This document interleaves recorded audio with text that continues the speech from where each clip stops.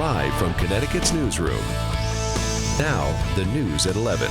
I would just hope for a solution or a resolution by Monday, because it's just absolutely absurd and crazy how many people this is hurting.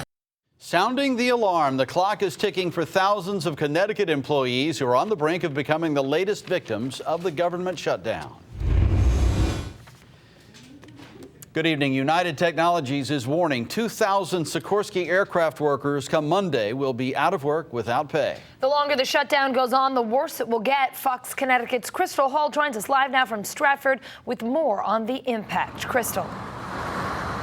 Well, Brent and Allison, when you say Sikorsky around this area of the state, everyone knows what you're talking about. In fact, they probably have friends or family members who work for the company. Now, the company is based here in Stratford, but it does have other facilities across the U.S., including nearby Bridgeport. And now many people are speaking out about what kind of impact this will have across the area.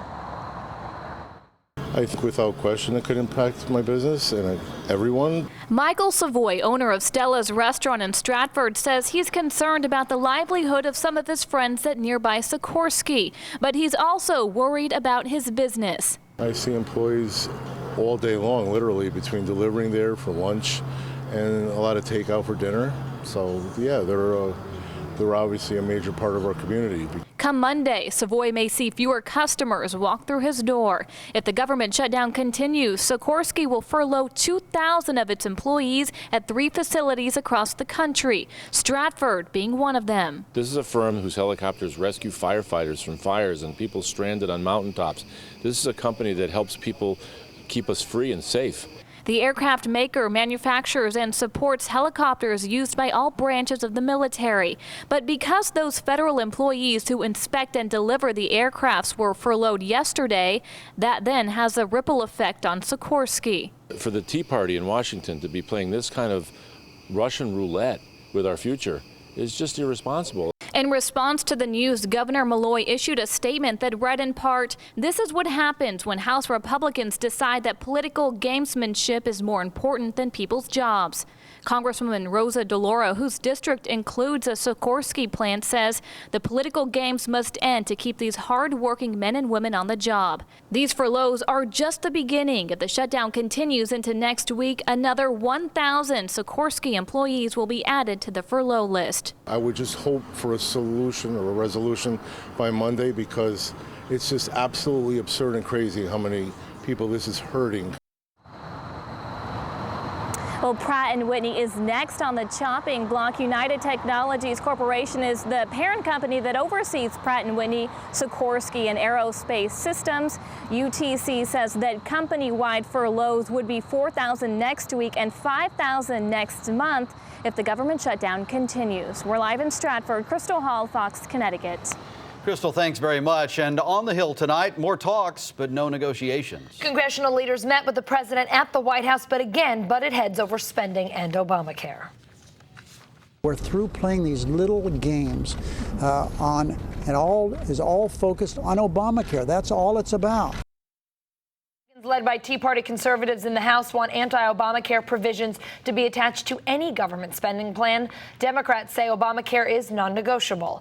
Today, the House pushed through piecemeal spending measures that fund specific programs, though there's little chance the Senate will pass them. Ahead at 11, an educational program in Bridgeport affected by the shutdown. We continue our coverage in just a few minutes. And Uncle Sam not the only one with money problems. Winchester schools may have to close thanks to a former employee who's accused of stealing more than $2 million. To keep the town's 3 schools open, Winchester will either need an advance on state funding for next year or levy a special tax. The superintendent says the school system was already cash-strapped, and that $2 million that turned up missing was the icing on the cake. The town's former finance director is behind bars on larceny charges. The district has about 1,200 students. Residents in a West Hartford neighborhood sleeping with one eye open tonight. There's been a rash of burglaries, the most recent happening while the residents were home. Police are stepping up patrols in the area, but as Fox Connecticut's Javon Patel reports, there could be a break in the case. He joins us live from police headquarters. Javon. Yeah, that's right, Brent and Allison. There might be a small development that we can tell you about, but first, in the meantime, neighbors are definitely sleeping with one eye open, as you were saying, as police step up their presence in this affected neighborhood. Over the past several weeks, people in this neighborhood have been keeping a closer eye on developments after multiple burglaries have happened. It's been happening a lot and way too often, and we're scared. Since June, police say 12 burglaries have occurred in the homes near Birch, Steele, and Walbridge Road in West Hartford.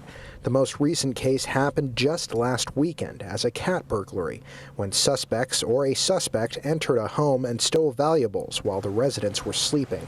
It's not a big number in terms of burglaries, but when you put it into a small area like this, it tends to raise people's awareness and fear. Police believe the robbers are looking for crimes of opportunity where a homeowner doesn't take the necessary steps to secure their possessions. Making sure that you're locking your doors, making sure you're closing your windows when you're not at home, and certainly not leaving valuables out in plain sight in cars or backyards or in areas that make them a tempting target. The West Hartford Police Department says it's been stepping up patrols in the area, going door to door to talk directly to neighbors, and even using the Everbridge system to send out reverse 911 calls.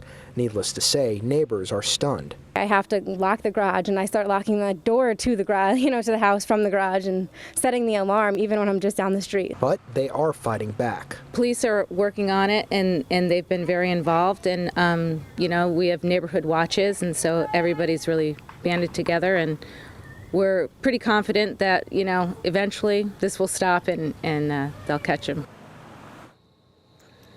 Now, as I was saying earlier, there is a development that we can tell you about, a late-breaking one that happened just this afternoon. Police have made an arrest of a gentleman that you can see there on your screen. That man, Joseph Carr, 28 years old, and he was caught in the act of breaking into a vehicle near the neighborhood where these robberies were going on. Now, right now, police aren't connecting Carr to the burglaries, that is, but they haven't yet ruled him out as a suspect, and that's still under investigation.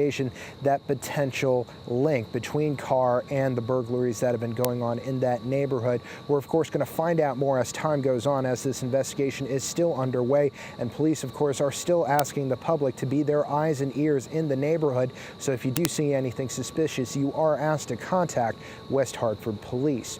Reporting live in West Hartford, Javon Vital, Fox, Connecticut. All right, Javon, thanks very much. Police in Stamford nipping a case of school bullying in the bud. They've arrested a 12-year-old girl, charging her with disorderly conduct. No names are being released, but police say the bullying got so bad the victim made comments about committing suicide. The private school that both girls attended worked with police on the case. Last month, a student at Greenwich High took his own life after being bullied. The lawyer for a Hartford firefighter facing charges for having more than 24 guns in his home says police are out to get her client because he's a gun owner. Cops say they found 29 guns in Michael Patterson's Hartford home yesterday. They say they were not locked up and in his 7-year-old son's bedroom. He faces 29 counts of risk of injury to a minor. His lawyer says the officer's claims are lies and says Patterson did not violate any firearms storage laws. The firearms are prohibited from being around children only if they are loaded. There was no loaded firearm in this man's house.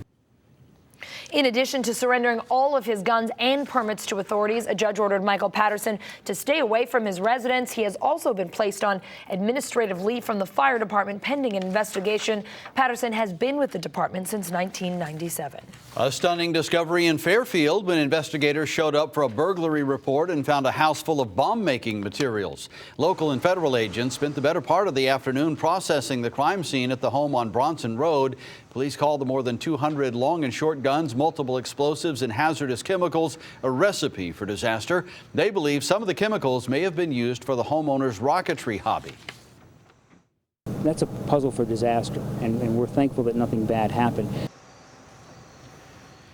The homeowner, 65-year-old Joseph Callahan, called police to report a burglary but was taken to the hospital because he seemed disoriented. Now he could face criminal charges.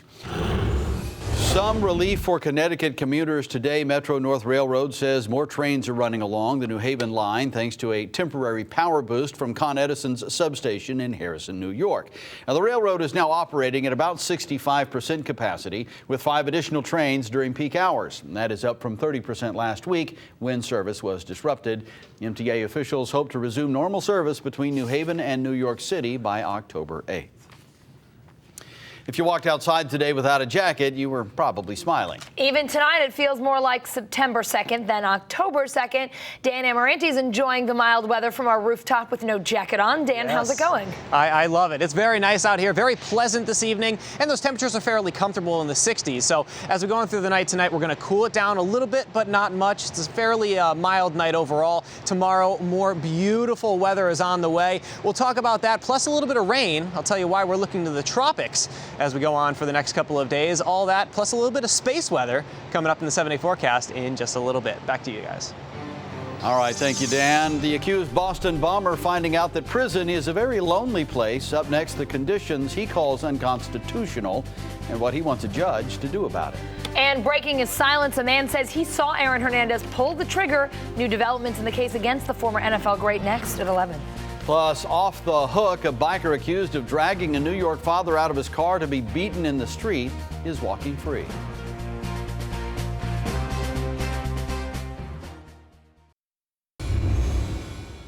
Accused Boston bomber Dzhokhar Tsarnaev is asking a judge to ease up on what he calls unnecessarily harsh and isolating living conditions at the federal pen in Massachusetts. In court papers filed today, his lawyers complain the 20-year-old is lonely with no TV or radio. They also say the conditions violate Tsarnaev's constitutional rights by banning him from praying with other inmates and only allowing him out of his cell to meet with lawyers. Prosecutors argue the restrictions are necessary due to what they call his continued desire to incite others to engage in violent jihad. Tsarnaev is accused of setting off a pair of homemade bombs with his now deceased brother at the Boston Marathon. 3 people were killed and more than 260 were wounded. Meanwhile, there are new developments in the case against former Patriot Aaron Hernandez. A witness tells MyFox Boston that Hernandez was the trigger man in a double murder there last year. That witness, who says he survived the shooting, claims he recognized Hernandez when he saw news coverage of his arrest in the Odin Lloyd murder case. This is the first time an eyewitness to the July 2012 shooting has come forward. Hernandez has not been charged in the Boston case, but investigators did find a car connected to the murders at Hernandez's uncle's home in Bristol. Boston police also say they have footage from a Boston nightclub showing Hernandez and the victims in the drive-by. Right now, Hernandez is being held without bail for the murder of Odin Lloyd.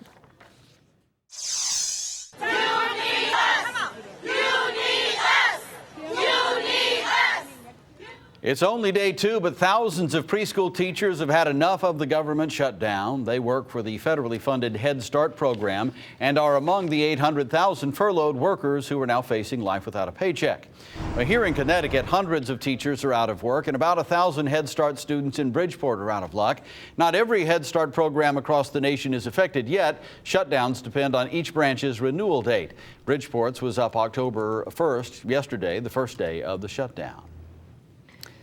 Senator Richard Blumenthal is among several members of Congress who are deferring their pay as long as the government is shut down. The senator is donating his paycheck to the Wounded Warrior Project. Blumenthal makes $174,000 a year as senator, which pans out to about $476 a day. The Wounded Warrior Project is a nonprofit group that assists wounded veterans through various programs and events.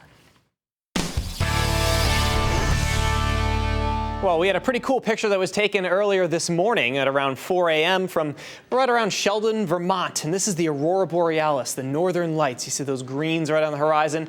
And it's because we had a little bit of solar activity, which interacted with the Earth's atmosphere. And that's why we have a little bit of an aurora potential as we go on for the night tonight. But I don't think we're going to see too much of it. It's a very, very slim chance in Connecticut. You'd have to go into northern New England, but it's kind of interesting to know that it did come down this far, because typically you can't see that anywhere near the Arctic Circle. You have to go all the way up to the Arctic Circle in order to find it. But oh well, you may be able to see it if you're in northern Litchfield County, maybe on one of those hills looking the northern sky. You may be able to see it on the horizon. We have temperatures that are in the 50s and 60s right now. Very, very comfortable out there. It feels nice. I was just out there on the roof a couple of minutes ago. Felt very comfortable. comfortable. So if you do have the chance to open up the windows, that would probably be a good idea. Although some may find it even a little too warm because we have those dew points that are kind of creeping on up. We're at 60 now for our dew point in Hartford, 58 in Groton, 59 in Chester, and 60 is our dew point in Bridgeport. So they've been in the 40s and 50s the last couple of days. Now we've kind of brought them up a little bit. So there's a little bit more moisture in the atmosphere.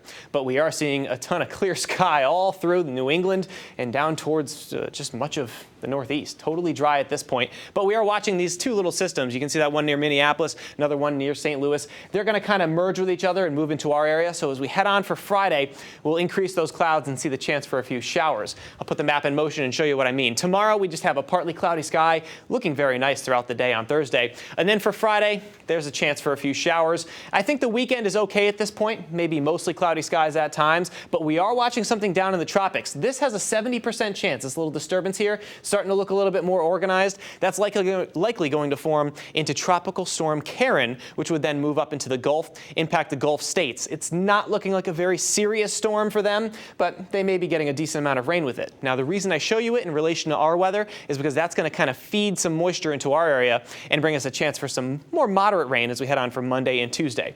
So for tonight, we're mainly clear, 40s to around the mid-50s. For tomorrow, sunny again, and it still will be a nice warm day with those temperatures in the 70s to near 80 degrees. We'll call it 75 to 80 statewide with a whole lot of sunshine. And then for Friday, increasing clouds, chance for a shower. Saturday and Sunday are dry. And then for Monday and Tuesday, it looks like we'll get a few showers in here. It depends on if we can phase that tropical moisture. That might lead to a few more heavy downpours. But other than that, I don't think it's too big of a deal with those temperatures staying mild.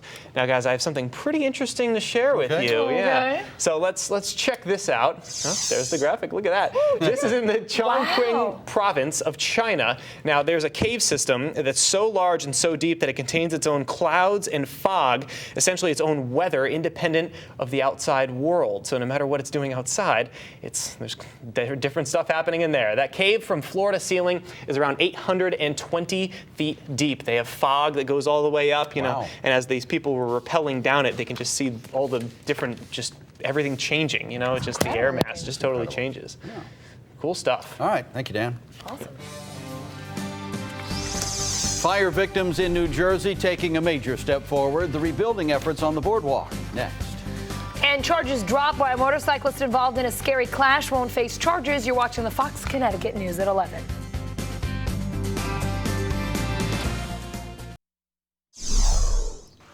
Eight people are dead, 14 others injured after a tragic bus accident in Tennessee. The bus was carrying church members home when it blew a front tire, crossed a median, clipped an SUV, and collided with the tractor trailer. 6 people on the bus were killed, along with 3 occupants of the SUV and the tractor trailer driver.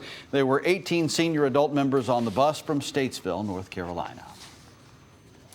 Charges have been dropped against one of 2 men arrested in connection with a high-speed chase and attack on an SUV driver. The biker may have been trying to protect the driver of an SUV who came under attack, according to a witness. Meanwhile, prosecutors plan to throw the book at the others involved in Sunday's attack, which was caught on a helmet cam. The video shows a swarm of bikers attacking the driver of a Range Rover after he accidentally hit one of them. Another biker was run over and paralyzed during the incident. The NYPD is asking for the public's help in identifying other suspects. The pilot behind a hard landing at New York's LaGuardia Airport this summer is out of a job. Southwest Airlines is also making the first officer undergo additional training. 16 people were hurt in the hard landing in July. Investigators say the nose gear of the Boeing 737 collapsed, causing the plane to skid down the runway. 150 people were on board the flight. Demolition on the fire-damaged Seaside Boardwalk in New Jersey will begin next week. Workers hope to have the buildings torn down within 2 months. 86 businesses were destroyed when a massive blaze tore through 5 blocks of the boardwalk nearly 3 weeks ago. Investigators say electrical wires damaged by salt water and sand from Hurricane Sandy caused the inferno. Governor Chris Christie has already promised to rebuild. Best-selling author Tom Clancy has died. Yeah, the author of The Hunt for Red October and Clear and Present Danger and 24 other works was 66 years old. Clancy was famous for military thrillers, which inspired movies and video games alike. 17 of his novels appeared on the New York Times bestseller list. His newest is due out in December. The cause of Clancy's death has not been released. Tea time surprise ahead at 11. The Fantastic Fox that's both an annoyance and a delight.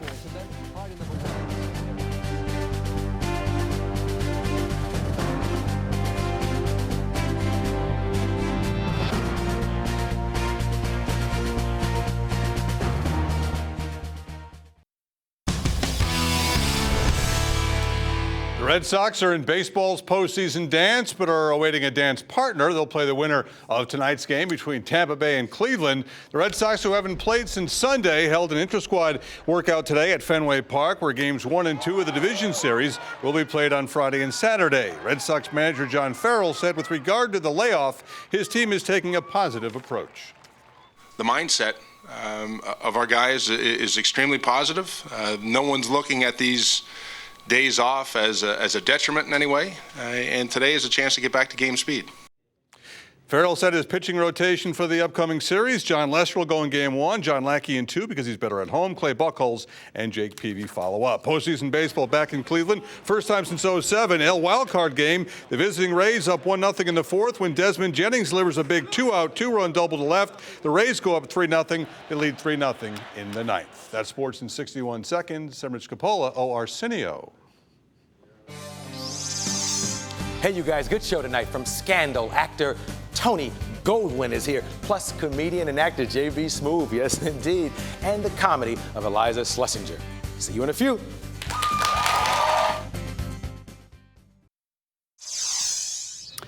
A tiger prowling the fairways might be a familiar sight, but at a golf club in Switzerland, it's a fox that's emerged as a new star. A fox visits the course at the end of each day to catch golf balls. Nicknamed Foxy, this little guy has been catching, we love the original name, been catching balls between holes 1 and 6 for the last month. The owners of the course aren't trying to hunt Foxy down. They say he's good for